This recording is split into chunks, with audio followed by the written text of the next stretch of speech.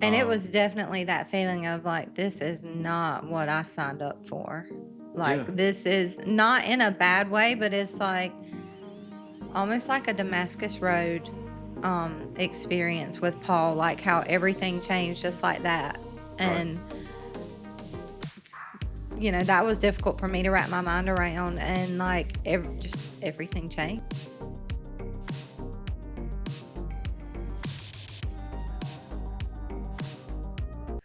Hey, thank you so much for tuning into the Revitalized Church podcast. As you can see, I'm not in my office for this one, actually inviting you into my home so that I can introduce you to my favorite guest of all time.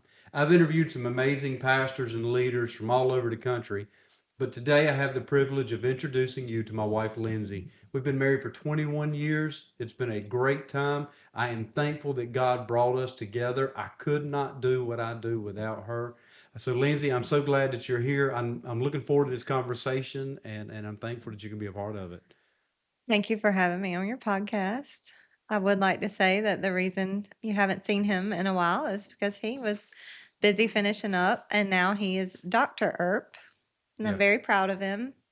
So about 8 months ago, I had to put the podcast aside. Life got really busy.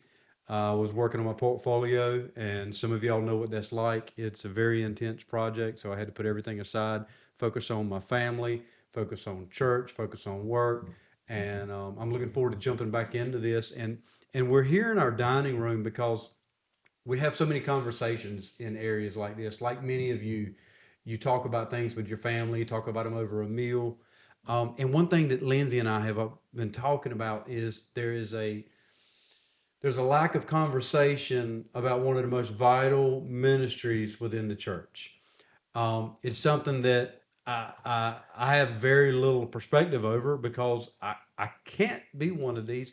And I'm talking about the role of a pastor's wife. I admire what my wife does and all of the work that she puts in, and it's a very special role in the church. But it is probably the most difficult one because I watch how she has to interact with people, what she does, how she says. But I want you to hear that from her. People have heard my story of how God changed our life back in 2015, called us out of the business world. Well, we're still in the business world, but changed our life and set us on a path forward in ministry. And I know my side of that, and I know how that happened, but people don't often get to hear what happened with Lindsay, and it was a drastic change. So what I would love to do, Lindsay, is if you would, let's share a little bit about what happened. We can give them a little bit of a backstory. In 2015, we went to a marriage retreat. Went with a group of friends to Andrews, North Carolina, and it was at that retreat that had it was a revelation moment where God really changed our life. Mhm. Come home, and I used to tell everybody I felt like I was shot out of a slingshot, and all these drastic changes were happening in my life. And I don't think about what it was like for her to be watching this, to be a part of this, and what it was from her. So I'd love to hear what it start from the beginning, and let's kind of let everybody know where we came from, and and how all that took place with you. Okay, I think before I say all that, I need to explain that if you do not know us well, we are exact opposites. Where he is fast, I'm slow. I'm an introvert, he's an extrovert. This goes against all my natural instincts of being vulnerable and saying things that I would only normally say to him in the privacy of our home. So this is not my speed, but it's your speed. And I do think it's important to have the conversation. But so, yeah, we went to that marriage retreat in October 2015, late October. But backing up into 2015, in March of that year, we made that decision for me to leave my job that I had been at. I had always worked. And our children were, let's see, 11 years ago, our children would have been 6 and 9 or 10. Close enough. And so we had two young kids and they were busy and with extracurricular activities. It was really hard to make everything happen as a mom and working full time. And so we made that decision for me to leave my job. You were working out of town a lot. Um, business was really big, growing and busy. And so we made that decision. And it was difficult because I felt like I had to find like my new identity. Mm-hmm. And I almost felt ashamed to say, oh, I don't work outside the home anymore. And I never regretted it for a moment because I loved every second of being present with our children and the things that I was able to do that and be at that I would not have been able to do had I had, that traditional 8 to 5 job. So I'm very thankful for that opportunity. But, I see both sides of the coin having worked, and now, I'm still a stay-at-home mom. Even though our children are grown Mm-hmm. and they need me differently, but so I had that, and I also feel that we would not have been at that marriage retreat if I was still had that full-time job, because I wouldn't have had extra vacation time to take for something like that. See, I So hadn't thought about that until we started talking about this podcast about that aspect I about do how feel like God ordained that, right, because we would not have been at that marriage retreat, because my vacation time and PTO time was always saved for a vacation, or if one of the kids got sick and I had to stay home with them, mm-hmm. because that was how, that got used. So I didn't have like extra time, Mm-hmm. like, just laying around to go off on a trip just like that. So I do feel like God ordained that looking back.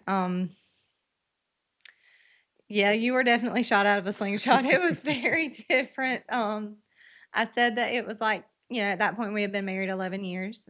We had just celebrated our 11th anniversary when we went, like a month before we went on the retreat. Mm-hmm.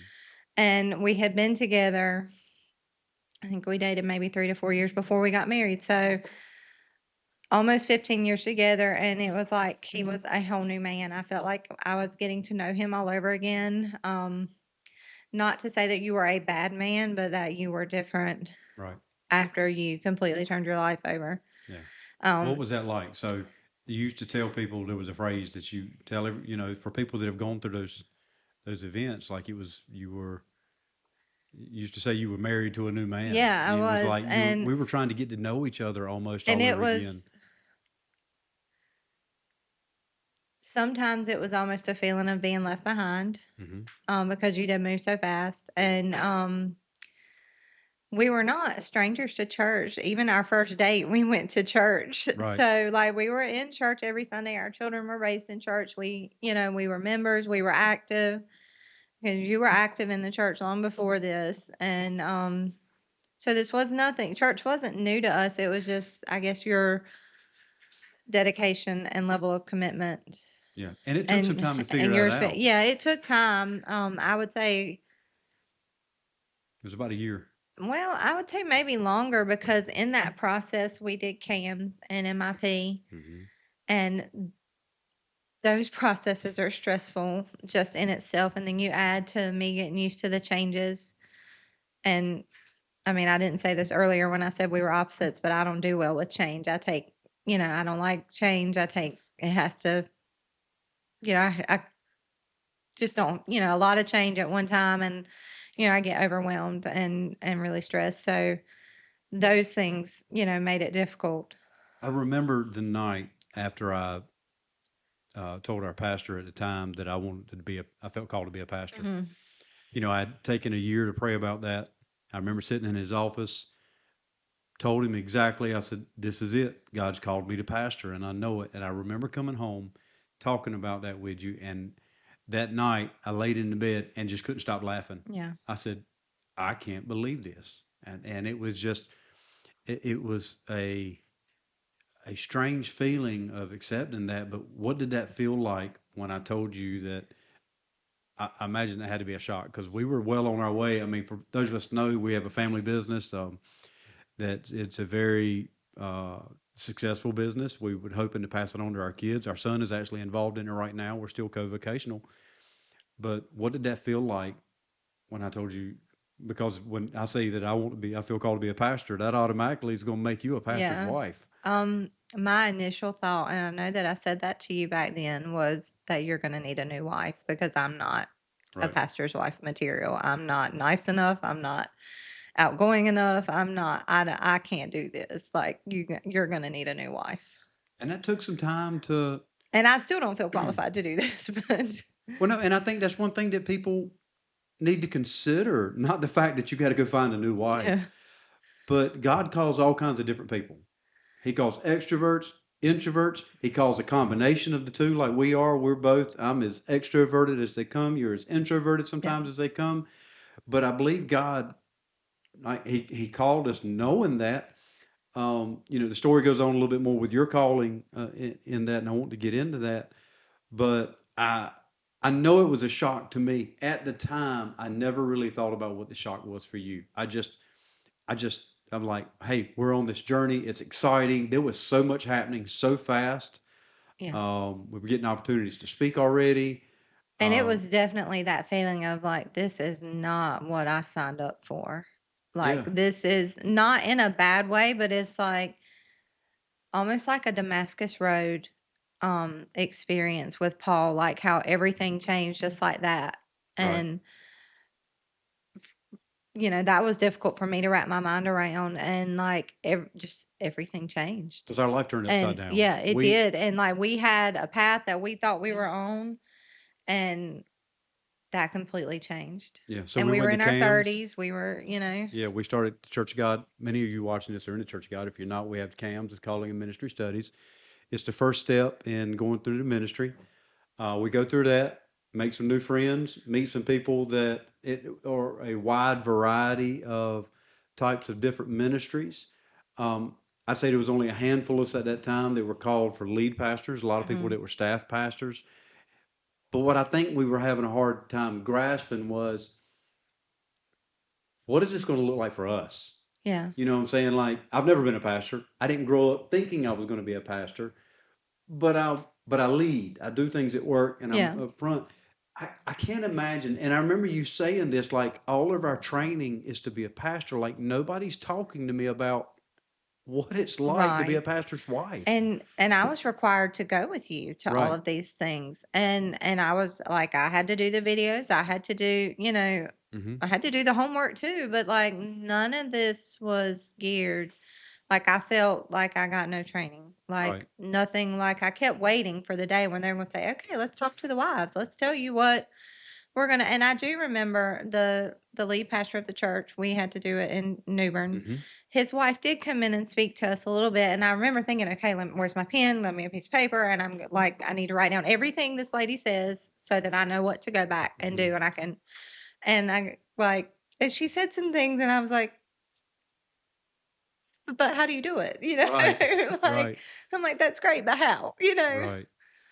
So I still felt like everybody was telling you what to do, but nobody was telling me what to do Yeah. or like what I needed to know so I could be a successful pastor's wife. And um like I fully believe in the way in God's design for marriage that I'm your helpmeet. And I think we embody that well. I think we both complement each other and the way that and we support each other. Um and I love to support you, and I'm like I can't describe the immense feeling of I was just so proud of you. Like that first Sunday you preached on a Sunday morning. Mm-hmm. Um, just that feeling like my heart was so full and I was just so proud. And just to get to see you walk in this calling is like I can't explain how it fills my heart and how proud I am to see you do that and the aspects of it that I love, but it has been a struggle. Yeah. And so those things, I felt very unprepared for. Nobody said, I feel like nobody acknowledged that being a pastor's wife is hard. And so that made me think, well, am I the only one? What am I doing wrong? I don't look like these other women. I don't talk like these other women. I'm very different. I did not grow up in the Church of God. Am I allowed to say that on the Yeah. podcast? I mean, and that's I grew up in a different denomination. And so this was still all, it was different for me. Mhm. Now I did, change my membership and Well. No, let's go on. So we went through CAMS, and um, we were doing our internship mhm, for MIP with Pastor Brian mhm, Weibel and his wife Jessica. And I had gone through all the credentialing process, and I had earned the REV, was Reverend Earp after CAMS, and was working on going through to be an ordained minister in MIP. And I remember Brian asking you, like, why didn't you do this? Or you said, Well, well, when we went through cams, I don't know if you remember, but I thought that that was what it was going to be. And after that first initial cams class, hmm we talked with the pastor that was leading us through cams at our church, and he was like, "Oh, no, no, no, you don't do that." And I was so confused and hurt, and I felt like this is, because I had felt called too, and I thought that I was going to be, and then I was kind of like pushed to the side. No, this is just for Will, and right. so that was hard to deal with, and I felt like. Well, I definitely did have a hard time dealing with that. I think I remember crying all the way home from New Bern that day, Yeah. coming home because we talked to him on the phone, and just like feeling like really lost, and like I thought I had had a plan, and then I was told I didn't need it, Right. and so when I kind of gave up on that, it was really hard, and yeah, I think I felt really hurt and kind of lost in those moments. That's why I'm thankful Pastor Brian And recognized then when that in Brian you. said that, like, so we had gone through all of CAMS, I just didn't take the exam, Right. and at the exhorter's exam. And when Brian said that, it was the last half of MIP. hmm So in the last half of MIP, I crammed in CAMS And and that half MIP AMIP. and took the exhorter's exam, and then turned around and took the ordained minister's exam. So I'm so thankful. So hang on. So everybody that thinks CAMS and MIP is tough and the tests are tough, she I'll did it try in a doing it all month. the time, all the same time. Yeah, she did Yeah. it all in a month. Very thankful. But and I'm thankful in that I believe that you are called. Yeah. I believe your calling is different than mine. Yeah. Um, and I think that makes us strong. It makes us stronger than if it was just me. But part of us doing this is the conversations we have about the Mhm. weight that you carry as a pastor Mhm. wife. Everybody talks about, and I'm a firm believer in this because I experienced it, that you do not know the weight of being a pastor until that mantle is placed on you. Exactly. I remember the night that Bishop Page came and I was confirmed and appointed as the pastor Yeah. of our church now. I'll never forget that night. And I felt it. I felt that mantle. I felt that weight, that responsibility. Mhm. I don't think we talk about the mantle of pastors' wives enough because they are looked at in most churches with the same, they should be looked at with the same reverence and respect. We learned along the way, everybody doesn't see that. Um, and it's a different office because I have a voice and I get to lead and I get to make changes and I get to do things. Most of the time, you don't. No. And that's one of the conversations Yeah. we have.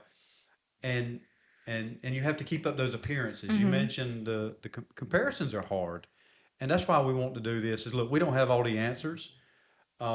We're still searching for them. If you've got some of the answers, some of the things we talk about, shoot us a message. Yes, if you have the answers, please let us know. But we want you to know that you're not alone in feeling the same way. And when you talk, I love this, okay? And I don't want you to seem vain about this. No, I don't want to But come you, across as but shallow, but it was, but you had something that you're yeah. comparison, and you have this a certain thing. Like for me, if I have a very special meeting, if I have something that I know it's on the line, I'm not going to tell you which one in case you see me wearing that shirt, you'll know. But I have a specific shirt that I will wear. It's my go-to power shirt.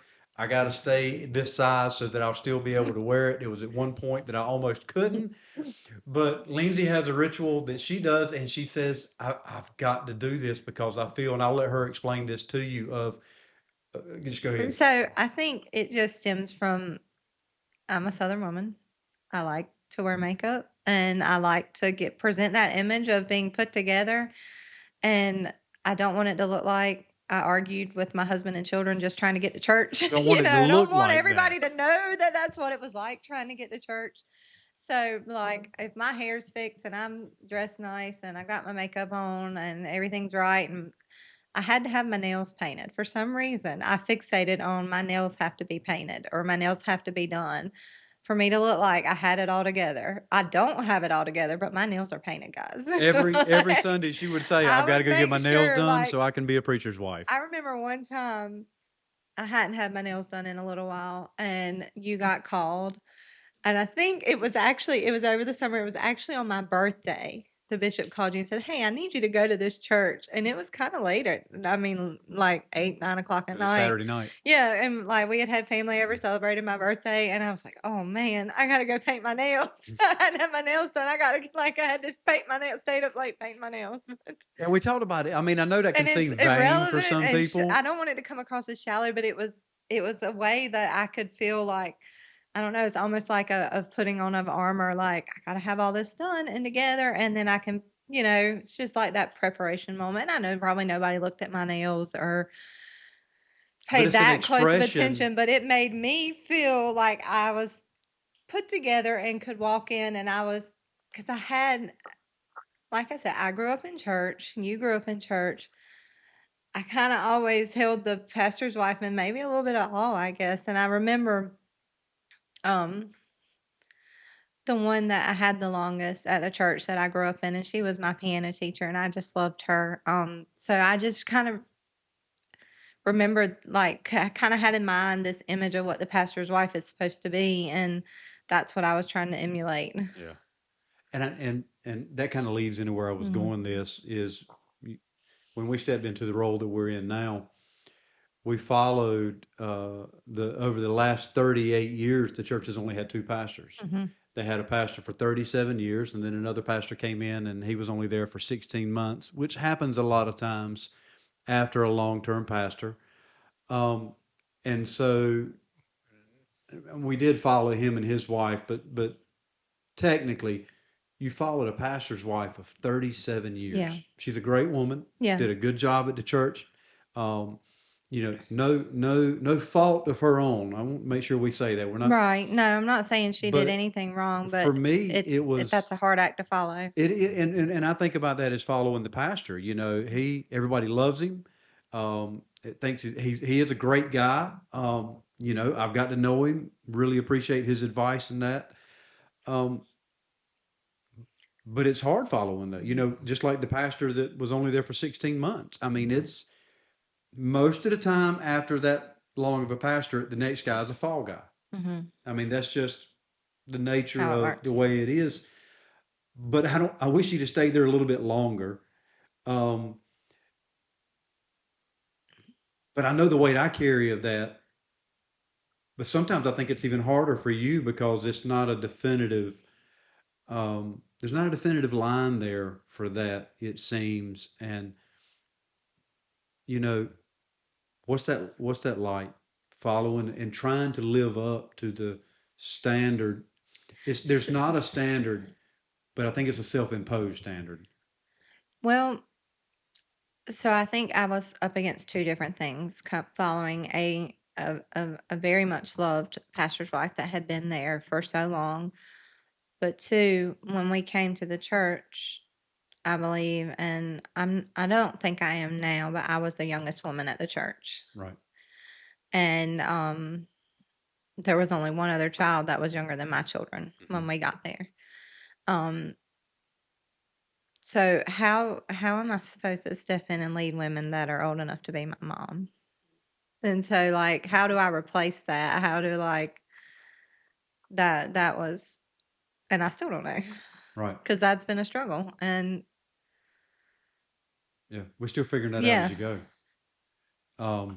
It is, and I imagine there's a lot of people that are in those same situations as you, and I don't think it's a replacement. I mean, No. I know, but what I think is it's almost like a fulfillment or a continuance but one thing we want you to know is it's natural to have those feelings of, how am I going to be that? Yeah. Because we didn't have the benefit of another church. Neither one of us, aside from small ministry duties at our previous churches, this was completely new to us. And that's who we kind of want to speak to today, is those new pastors that are stepping into these roles, that are feeling uncertain about this, to let you know that's completely normal. It's okay. Yeah. Well, I had at the time we went through CAMS and MIP, and when we got placed into the church we are at, I was serving with the women's ministry in Zebulon that was not affiliated with a church, but we did we led Bible studies and did prison ministry, and I got to serve on their leadership team. And so I was serving with older women, Mhm. and I thought it was gonna. I don't know. It was a completely different experience serving with those older women than trying to serve with the older women of our church, I think. And I think that's what threw me. Right. And I didn't quite know what to do. Sorry, that's my Bates alarm. That's part of doing the podcast from here at the house. The alarms to remind us to give us our dogs our Yeah, we've medicine. got to give the dog the pill. Um, His pill. but you know, the weight that I've seen you carry, and we've been through a lot, Yeah. and everybody has. We're not special in that. So many of you have. Um, one of you talked about your joy was watching me, Yeah. and that means the world to me. One of my strengths is when I'm preaching, looking out, seeing you on the front row, um, and knowing that I'm preaching something that you told me the night before. I got to give No, her full credit. I do enjoy like when we get to talk about your sermons. And one thing that I have always loved and been passionate about is Bible study. Hmm.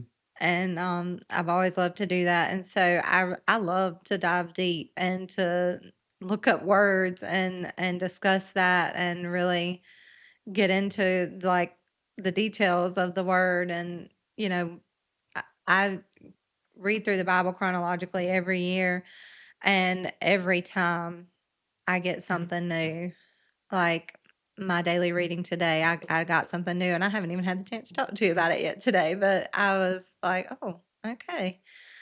So I just love, getting to talk about that, and when we talk about ahead of time and I know where you're going, I'm still sitting there and I love to take some notes because I always get a nugget from you, and that's just I feel like that's a real privilege. Yeah, a lot of my depth and my sermons come from our conversations and something that you'll bring out because your brain works different than Yeah, mine, and I love that we have each other. But it gives me strength yeah, to know that you're there. And what is so that's there's a weight to that yeah. to know that I'm looking to you for strength.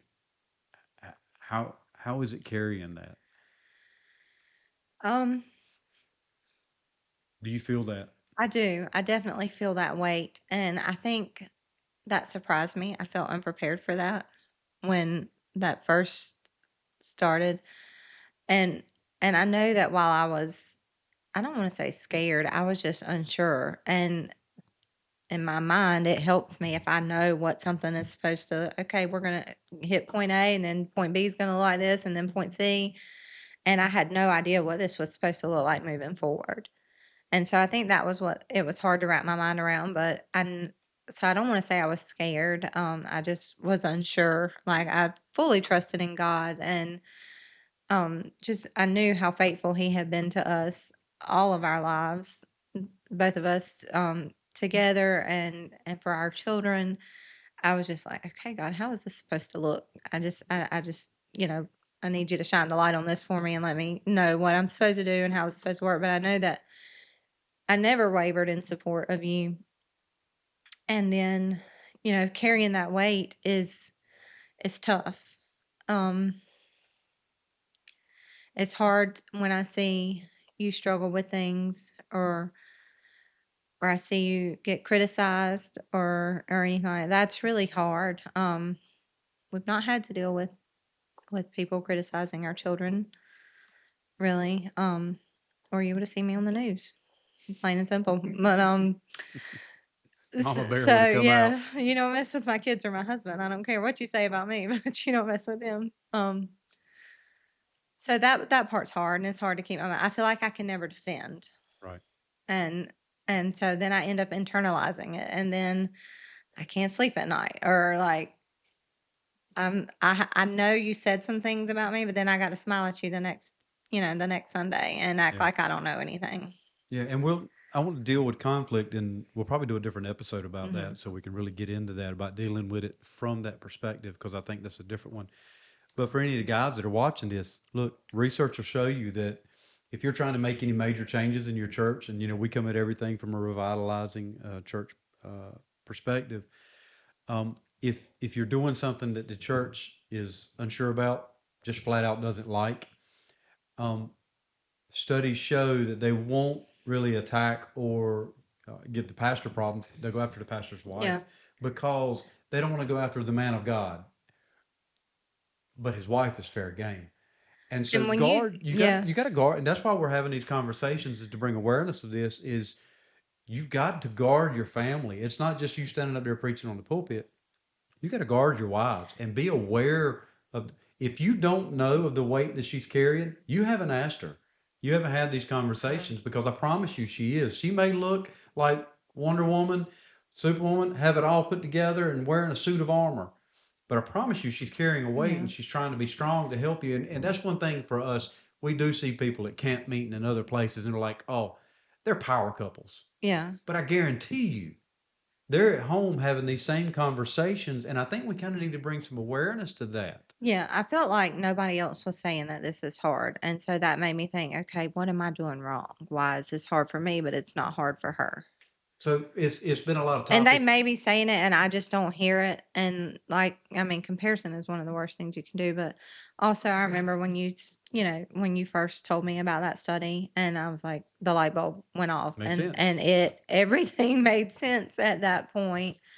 Um, but also one of the things that I will say is, if you're, and this is one thing that we've kind of not necessarily struggled with, but kind of gone back and forth with, was if your wife has the gift of discernment, listen to her, Guys, come on now. gentlemen. And I've had a hard time with this one, because I so don't always want to admit it, but there's a lot of I, truth in that. yeah, and like, I think I see things that you don't see. Hmm. And we've talked about this. One of my gifts that God has given me is strong discernment, and I just know things, Well, and you're and I looking at see it from a things different in a different perspective too. perspective, and I'm like, no, Right. that's not good. They're not good. They're not. Yeah, That's a problem. and I tell our church all the time, church is a team sport. But if you're not looking at your pastoring role as a team sport, where you and your wife and you're listening and allowing her to have a say in what you're doing and to be equal, I love the fact that, like, you even went through all the credentialing. We talked about Mhm. that. Like, you felt that calling, and there is a power of God over what you do. And we wouldn't have come this far without it. I know I wouldn't have finished my education and done everything. I mean, I know I was the one writing the papers and all that, but you were the one helping me make everything happen. And what I would love to do is, we've talked about the difficulties of it. Speak to that pastor's wife for just a second, or the future pastor's wife, the one that's stepping into that role, the one that maybe has seen this about becoming a pastor's wife and is saying, hey, I get that. I understand that. Give her a little bit of encouragement. So I know that it's probably sounded, or I have sounded negative, and I didn't want it to come across negative, because I am an optimistic person. I do try to see the best in people, and yes, it's hard. I'm not going to lie and say that it's not. I mean, we've already acknowledged it, and we've talked about, we're going to talk further about conflicts at a later date. Um, but it is hard, but it is also rewarding. I get to watch you serve. I get to watch our children serve our daughter and our son in different aspects. And I don't know that they would be in that place the way I don't know if they would be serving if, Mm-hmm. We weren't in the place that we are. And so I count that a privilege, but also some of the children that have come through, and I say children, but some of them are grown and going to college now, but getting to see them and encourage them, and different people in our church, and seeing how far they've come, and that is so rewarding. And I just, I don't know what. I'll I'm tell you. kind of at a loss, but I'll tell you one thing I always tell you: be yourself. yeah, that isn't that piece of advice was given to me, and sorry, I hit the wrong button when I tried to turn it off the first time. But yes, definitely be yourself, because that's what they need. Lean into your talents and your passion, and don't try to be somebody else. That advice was given to me by you and by the leader of the women's ministry that I served with. And that's kind of what carried me through and helped me to say, I'm not going to do that, because that's not me. And that kind of in trying to be myself. It's hard, especially introverted and shy as I am. Well, the Bible gives us a lot of examples of different women Yeah, that have done great things, and they all had different. They were all different. yeah. There's not one pattern, Well, and that's what's so unique about the Bible is the way God did things so differently in just about every person's life. Mhm. Um, and to pull from that, and I would say if you are becoming a pastor's wife or you are now, definitely study these women because that gave me a lot of insight and strength. Because when you study the women in the Old Testament, you see how God used and valued them in a patriarchal society. And when you study the New Testament, you see how Jesus dealt with women with respect and treated them with dignity. And that was the most empowering thing for me because I knew that I was important and God had ordained me to do these things and that he gave me my voice and my gifts and for me to use them, and that's what he wanted for me to do. And so that I know that I have value in him and I'm valuable to him, and what I say can add value to the conversation. You're not. You might not be in the pulpit, No. but you're a valuable, And I never valuable really part of the wanted to be ministry. in the pulpit, but so that wasn't something I wanted or was striving for in this. And I just think it's important to know that, to look at how God used those women and know that he can use you and that he's going to use you in that way, and that I do believe that he has gifted and given talents to every person and that you can use those to glorify him, and that's the most important thing. Mhm. So whether you're a young couple stepping into ministry for the first time, you may have been in it your whole life. You may be laughing at us right now, going, "They still ain't figured it out," and we know. But we want you to know, look, just be who God called you to be. Hard times are going to come. That's natural. We've been through it. We'll talk more about what it's like dealing with conflict as a couple and from the pastor's wife's perspective in the next episode. Um, but we just want you to know right now you can do it.